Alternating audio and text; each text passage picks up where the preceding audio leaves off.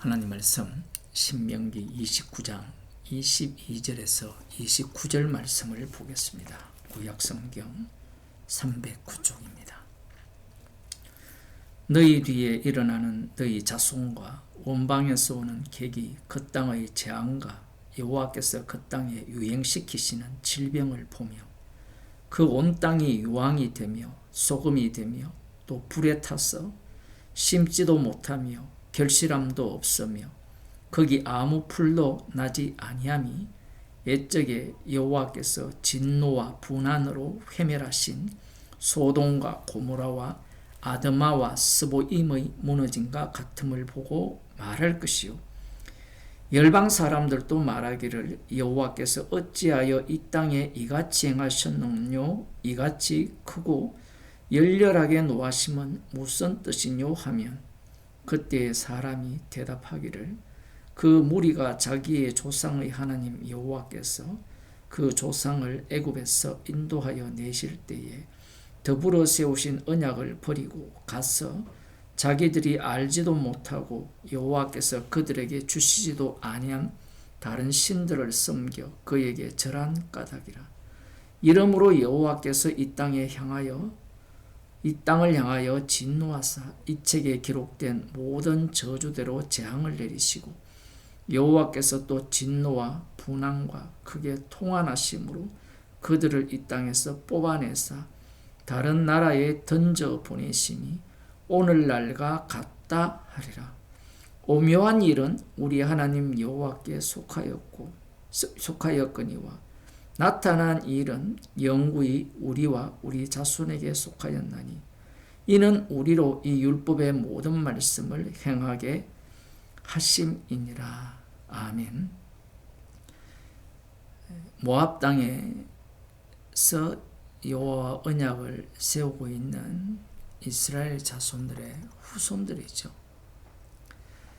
후손들이 불순종함으로 말미암아 여호와 하나님께서 행하시는 저주를 목격하게 될 것이라 이렇게 말씀합니다. 그 내용이 22절이죠. 너희 뒤에 일어나는 너희 자손과 원방에서 오는 객이 그 땅의 재앙과 여호와께서 그 땅에 유행시키시는 질병을 보며 이게 만약이잖아요. 만약 불순종한다면 여호와께서 율법책에 기록된 대로 모든 저주를 내리실 것이다. 그 저주를 너의 후손들과 또 원방에서 오는 객이죠. 이들을 심판하는 여호와의 몽둥이입니다. 북이스라엘 같은 경우에는 아수르일 수 있고요. 남유다는 바빌론일 수 있습니다. 그 땅의 재앙과 여호와께서 그 땅에 유행시키시는 질병을 보며 그 온 땅이 유황이 되며 소금이 되며 또 불에 타서 심지도 못하며 결실함도 없으며 거기 아무 풀도 나지 아니함이 옛적에 여호와께서 진노와 분한으로 회멸하신 소돔과 고모라와 아드마와 스보임의 무너짐과 같음을 보고 말할 것이라 이렇게 말씀합니다. 이스라엘 자손들이 약속의 땅에 들어가기 전에도 그곳에 살고 있는 진멸당할 족속들은 우상 숭배를 하고 있었죠. 그럼에도 불구하고 그곳은 적과 꿀이 흘렀습니다. 하지만 이스라엘 자손이 약속의 땅에 들어간 이후에 여호와의 율법에 불순종한다면 그 땅은 유황이 되고 소금이 될 것이다. 불에 타서 심지도 못하며 결실함도 없을 것이다. 아무 풀도 나지 아니할 것이다 라고 하시면서 소돔과 고모라 아드마와 스보임의 무너짐과 같을 것이다 라고 말씀합니다. 소돔과 고모라에서 구원받은 자는 롯과 두 딸뿐이죠. 소돔과 고모라에 대한 하나님의 심판은 불로서 삭설이한 심판이었습니다. 그와 같은 심판을 약속의 땅으로 아브라함과 이삭과 야곱에게 하신 언약과 맹세를 기억하셨기 때문에 인도하신 그들을 불순종했기 때문에 심판하실 것이라고 하시는 거예요. 이것을 본 열방 사람들도 이렇게 말한다는 겁니다. 24절에 열방 사람들도 말하기를 여호와께서 어찌하여 이 땅에 이같이 행하셨느뇨 이같이 크고 열렬하게 노하심은 무슨 뜻이뇨 하면 그때의 사람이 대답하기를 그때의 사람이 누군가 하면 열방 사람들이에요. 열방 사람들이 조롱하는 거죠. 그들이 묻고 그들이 답을 합니다. 그 무리가 자기의 조상의 하나님 여호와께서 그 조상을 애굽에서 인도하여 내실 때에 더불어 세우신 언약을 버리고 가서 자기들이 알지도 못하고 여호와께서 그들에게 주시지도 아니한 다른 신들을 섬겨 그에게 절한 까닭이라. 자신들의 신이 최고이니까 여호와라는 것은 하나의 조그만 나라의 신일 뿐입니다. 조롱하는 투로 말을 하는 거예요. 이러한 조롱을 이들이 당한다라는 겁니다. 그 이유가 이들이 잘 알고 있죠. 그들의 하나님께서 그들과 세우신 언약을 이들이 버렸고 그리고 자기들도 알지 못하는 뿐만 아니라 여호와께서 그들에게 주시지도 아니한 다른 신들을 섬겨서 그들에게 절했기 때문에 소돔과 고모라처럼 심판을 받아서 황폐하게 되었다라는 말을 열방 사람들이 한다라는 겁니다. 이런 말씀도 상당히 어렵습니다. 왜냐하면 하나님께서 열방 사람들로부터 조롱당하는 상황이 되잖아요. 우리가 만일에 하나님이라면 우리가 이스라엘을 만들었다면 조롱당하는 이스라엘로 만들겠습니까? 인간들은 절대로 그렇게 하지 않습니다. 그런데 진짜 하나님은 자신이 만든 장자 이스라엘을 열방들로부터 조롱당하게 해요. 그림자거든요. 나중에 하나님 아들, 하나님 자신이 모든 사람들로부터 조롱을 당합니다. 십자가에 못 박혀 돌아가실 때 말입니다. 이러므로 여호와께서 이 땅을 향하여 진노하사 이 책에 기록된 모든 저주대로 재앙을 내리시고 여호와께서 또 진노와 분한과 크게 통한하심으로 그들을 이 땅에서 뽑아내서 다른 나라에 던져보내심이 오늘날과 같다 하리라. 이 바빌론 유수까지 이야기를 하는 겁니다. 그러한 어떤 것들을 말할 것이다 라고 모세를 통하여서 미리 하나님께서 알려주시는 겁니다. 여기에서 특이한 것은 하나님께서 앞서 말씀을 하실 때 18절에 보면 너희 중에 남자나 여자나 가족이나 지파나 오늘날 그 마음이 우리 하나님 여호와를 떠나서 그 모든 민족의 신들에게 가서 섬길까 염려하며 그리고 21절에 보면 여호와께서 곧 이스라엘 모든 지파 중에서 그를 이 핀셋으로 뽑아낸다. 그들이 알지 못하는 신, 그들이 심판한 신이죠. 그 신을 쫓는 자가 있다면 핀셋으로 뽑아내어서 율법책에 기록된 언약의 모든 저주대로 그에게 화를 더하시리라 라고 말씀을 하셨을 때는 굉장히 개별적입니다. 그러나 오늘 우리들이 본 본문에 의하면 그 개별이 이스라엘 전체가 됨을 알 수 있고 이스라엘 백성이 사는 땅 전체가 하나님의 심판을 받는 저주를 받는 그 사태가 일어남을 알 수가 있는 겁니다. 아직 이들은 약속의 땅에 들어가지도 않았어요. 그럼 이런 말씀들을 어떻게 보겠느냐라는 겁니다. 성경에는 그러한 어떤 대목들이 나오지 않지만 똑똑한 이러한 말씀을 읽는 우리들은 과연 어떻게 생각을 할 거냐 한번 생각해 볼 필요가 있습니다. 무엇을 생각하느냐 하면 창세기를 보게 되면 이것을 먹는 날에는 선악과를 먹는 날에는 정령 죽으리라 했잖아요. 그 말씀을 아담과 하와가 못 벗어나요. 똑똑한 사람은 그렇게 봅니다. 말씀을 못 벗어나는 그 정도만 해도 대단한 신앙이겠죠. 그렇게 되면 어떤 사태가 벌어지느냐 하면 지금 광야 40년을 지나왔는데 하나님께서 지금 말씀을 주셨잖아요. 그 말씀은 반드시 말씀대로 되어지거든요. 언약과 맹세를 이루시는 여호와 하나님이잖아요. 그러면 그 언약 속에 맹세 속에 이스라엘이 포함되어 있다면 그 언약 속에 맹세 속에 이 저주도 포함되어 있고 저주가 포함되어 있다는 것은 이스라엘의 불순종도 포함되어 있다는 거예요. 이 말씀대로 되어지지 않겠느냐라는 거예요. 그 정도로 믿음 좋은 사람이 있어요. 하나님의 주권을 믿는 자들이죠. 그 주권을 믿어버리면 어떻게 살겠습니까? 뭐 지 마음대로 살죠. 어차피 하나님이 알아서 할 거니까. 여기에 이제 개혁주의자들이 이제 가만히 있지를 못하죠. 방종하면 안 되니까 거기에 따른 하나님의 백성으로서의 책임을 다해야 된다.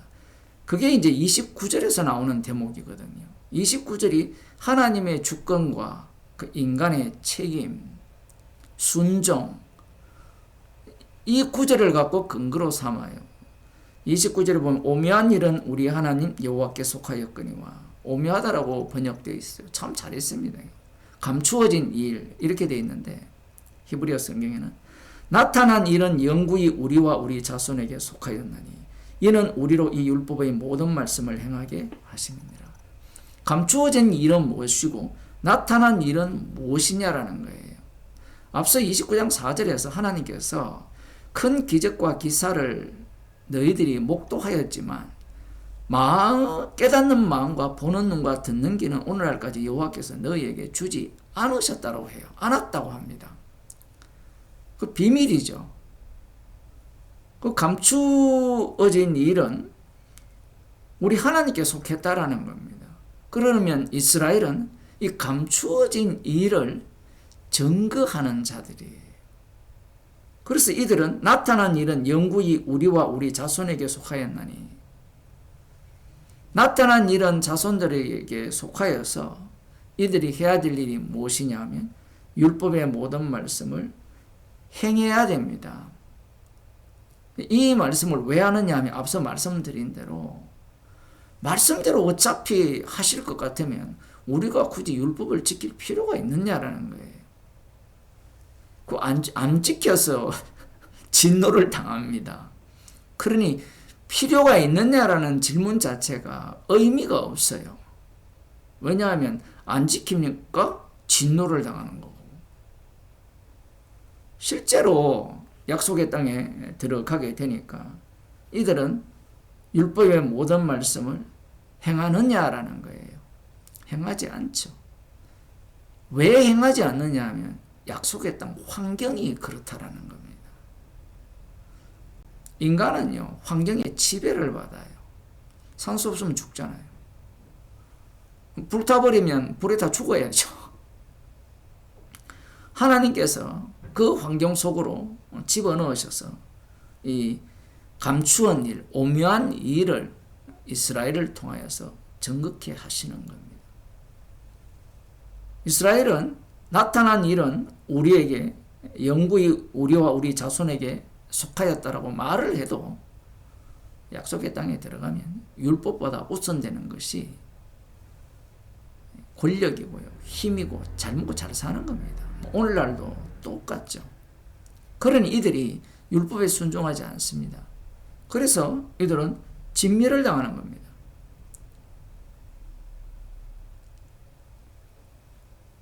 그러면서 바벨론 포로로 잡혀가고 70년 만에 돌아왔지만 71회에 대한 약속으로 하나님께서 바꾸어 버립니다. 그 다음 그들이 기다리는 게 무엇이냐면 메시아 왕국이에요. 아마 바리새인과 서기관들은 이 감추어진 일은 영원한 메시아 왕국이지 않느냐라고 해석했을 가능성이 아주 높습니다. 왜냐하면 예수님이 오셨을 때 그들이 판별자였잖아요. 결국 이 감추어진 이 메시아 왕국을 우리에게 주시기 위해서 이제 자신들은 마지막 때 심판이 임하는 그때 나타난 이 일은 영구히 우리와 우리 자손에게 속하였으니까 이 율법의 모든 말씀을 행하면서 살아가는 겁니다. 율법의 의로는 흠이 없는 자로 살아가죠. 그런데 그들이 비밀이라고 생각했던 메시아 왕국을 어떻게 해석을 했습니까? 제자들을 보면 분명하죠. 제자들을 보면 제자들이 예수님이 왕이 되시고 주가 되시는 거, 그리스도가 되시는 것을 다 알아요. 그걸 인정하고 믿고 있습니다. 그런데 그들이 꿈꾸는 메시아 왕국은 그들에게는 비밀이 아니에요. 메시아가 왕이 되고 다윗이 왕이 되고 자신들은 권세를 부리는 자리에 오를 것이라고 생각을 한 겁니다. 이것은 바리새인과 세계관도 다르지 않습니다. 제자들은 예수님을 낚아챈 거고요. 바리새인과 세계관들은 율법대로 행함으로 말미암아 가장 제대로 행하는 자들이야말로 하나님 나라에서 최상위층에 올라간다라고 믿고 있었던 겁니다. 결국 이들은 감추어진 일, 그 일은 자기들이 다 안다는 거예요. 그런데 예수님께서는 율법이 내게 대해서 증거하고 있고 모세가 나에 대해서 기록하고 있다라는 겁니다. 나에 대해서 기록한다는 말씀을 하셨을 때 요한복음 5장에서 감추어진 일은 우리 하나님 여호와께 속하였고 요것만 있는 것이 아니라 나타난 일은 영구히 우리와 우리 자손에게 속하였나니 이는 우리로 이 율법의 모든 말씀을 행하게 하려 하심이라. 이 내용 전체가 예수님이 그리스도이심을 증거하는 말씀이라는 거예요. 한단어로 표현하면 십자가입니다. 십자가를 증거하고 있는 거예요. 그러나 바리새인과 서기관들은 이 신명기 말씀을 철석같이 믿고 있기 때문에 예수님이 말씀하시기를 이 모세가 내게 대해서 전하고 성경이 나에 대해서 증거한다 할 때 이들은 용납할 수가 없는 겁니다. 예수님께서 너희가 영생을 얻기 위해서 내게 오지 않는다라는 이 말씀을 사람들이 이해를 못해요. 바리새인과 서기관도 화가 났지만 사람들은 그 말씀을 어떻게 이해하느냐 하면 영생을 얻기 위해서 예수님께 가야 된다. 그래서 이 29절을 바울의 세관점이 되었든 액관점이 되었든 모두가 다 어디에 관심을 두느냐면 구속에 관심을 둬요. 인간 구속. 이 비밀을 바울의 세관점을 주장하는 자들은 이방인의 충만한 수고와 차기까지 이스라엘이 드러는 완악하게 되었다라는 로마서 11장 25절 말씀을 갖고 와서 감추어진 일이 그런 일이다. 이렇게 해석을 하기도 해요.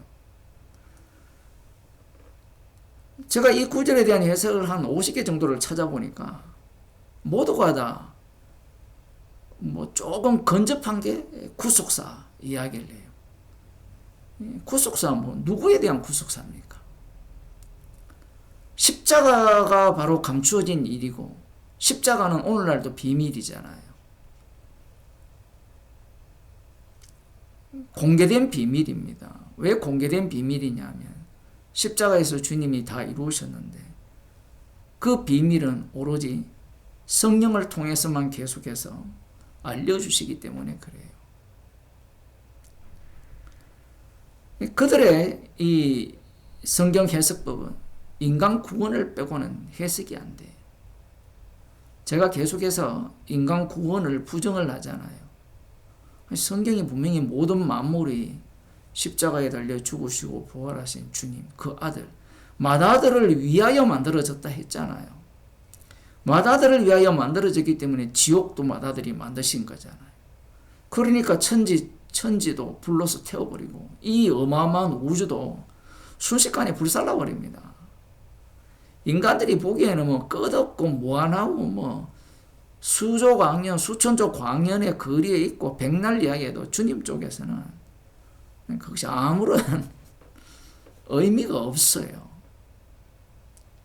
어떤 사람은 지구에서 영원히 살 수 없으니까 여기에서 몇 조 광년입니까? 뭐 20조 광년 떨어진 곳에 지구와 비슷한 곳이 있으니까 그곳에 가서 이사갈 준비를 하라 하면서 자기는 죽어버렸어요. 지옥 같죠.